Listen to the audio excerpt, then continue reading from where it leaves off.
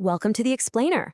Today, we're tackling something huge. What if the real key to your financial well-being isn't just about what's in your bank account, or even how hard you pray for more? What if it all starts in your mind?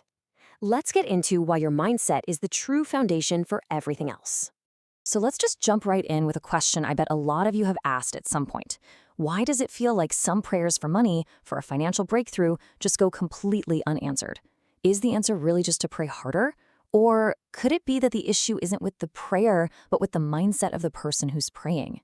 And this is where this classic quote really hits home. Notice it doesn't say as a man prays or as a man wishes. It says as a man thinks. What this is telling us is that our reality, especially our financial reality, is basically a mirror reflecting our deepest, most dominant thoughts. And here's the core idea right here. You could get a massive blessing tomorrow, a huge contract, a new job, heck, even $1,000,000. But if your internal operating system, your mindset, is only built to handle 10 rands, you literally can't sustain it. It's like trying to hold water in your hands. It's just going to slip right through.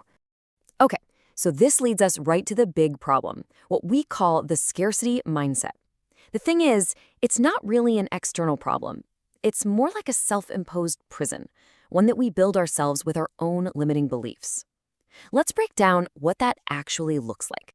So you've basically got two completely opposite ways of seeing the world. On one side, you have the scarcity mindset. This is all about fear, that constant nagging feeling that there's just not enough.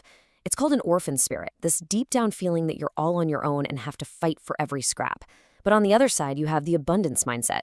This one is rooted in faith, in the belief that there is more than enough. This is the heirs spirit, the confidence of someone who knows they're provided for. And here's where it gets really personal. Think about that moment your salary hits your account. For real, what's the first thing you feel? Is it excitement, relief, or is it that knot of anxiety in your stomach? Do you immediately start thinking, okay, how long can I make this last? Or what emergency is going to pop up and take this? That feeling right there, that is a massive symptom of a scarcity mindset. And there's a really powerful name for this, the grasshopper mindset. It comes from this old story where spies were sent into a land that was just overflowing with abundance. But when they got there, instead of seeing the opportunity, all they could focus on were the giants. And seeing those giants made them feel tiny, insignificant, like grasshoppers. So this mindset does three really destructive things. First, it makes every small problem look like a giant, an impossible obstacle. Second, you totally forget about the promise of opportunity that's all around you. And third, and this is the craziest part, it causes you to starve, financially and mentally, even when you're living in a land of plenty. I mean, think about the billions of rands flowing through our economy every single day. This mindset makes all of that completely invisible to you. All right, so if that's the problem, what on earth is the solution, right? Well, let's flip this whole thing on its head and talk about the power of an abundance mindset. It's really all about training yourself to see the potential that's already sitting right in front of you. The starting point for this whole shift sounds almost too simple: gratitude. Remember that story about feeding the 5,000? The disciples looked at the situation and saw scarcity. Just 5 loaves and 2 fish, a huge problem. But by giving thanks for the little that they did have, that simple act of gratitude became the trigger, the catalyst for a miracle of multiplication. To really get this, let me give you a simple but powerful metaphor, okay? Imagine I just hand you one single apple seed. Now, if you've got that scarcity mindset, you look down at that seed, and what do you see? You see, well, nothing, just a tiny, dry seed. You're thinking, this is useless. What am I supposed to do with this? This can't feed me.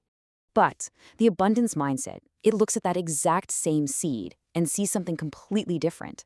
It sees potential. It sees what that seed can become. It doesn't just see a seed, it sees an entire orchard. And that's our challenge, right? To start seeing the potential orchard in every resource we have, whether it's 100 rands in your pocket, a skill you possess, or just an idea. Okay, so that's the theory. But how does this actually show up in the real world, day to day? Let's get practical and look at an example of how your internal mindset directly creates your external reality. This makes it so clear. Imagine this. 2 people are walking down a street in Johannesburg. They see the exact same thing, a shop that's closed down. Person A, who has that scarcity mindset, immediately thinks, see, the economy is terrible. Business is dying. No one has any money. They see an obstacle. But person B, with an abundance mindset, sees the exact same closed shop and thinks, look at that, there's a gap in the market here. I wonder what this neighborhood actually needs. They see an opportunity. Now, which one of them do you think is going to end up creating wealth? Here's something you can literally do starting today. It's a simple but profound language shift.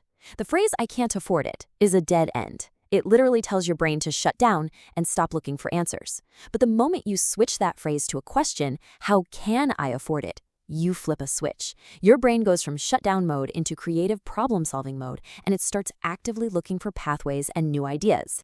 Now, get ready for this, because this next idea is pretty challenging. We often think it's humble to just ask for just enough to get by. But what if that's actually a form of greed? Because think about it. If you only have just enough, you have nothing left over. Nothing to give, nothing to invest in others, nothing to bless the community with. True abundance isn't meant for you to hoard. It's meant to flow through you to make a bigger impact. So where do we go from here? How do we actually start making this change? Well, we're going to wrap this up with a clear, actionable challenge for you.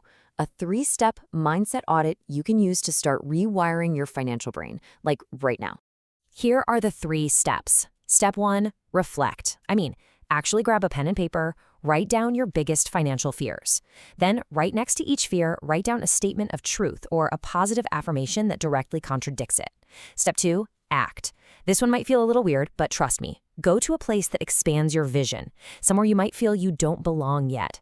A high-end car dealership, a beautiful neighborhood. You're not there to buy anything, you're just there to let your mind get comfortable with the possibility of that kind of abundance. And step 3, speak. For the next 24 hours, make a conscious effort to ban all scarcity language. No more "I'm broke," no more "I can't afford it." See what happens. And we're going to leave it with this one crucial thought.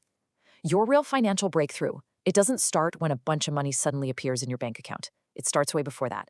It starts in your library with the information you feed your mind, and it starts in your vocabulary with the words you speak over your life.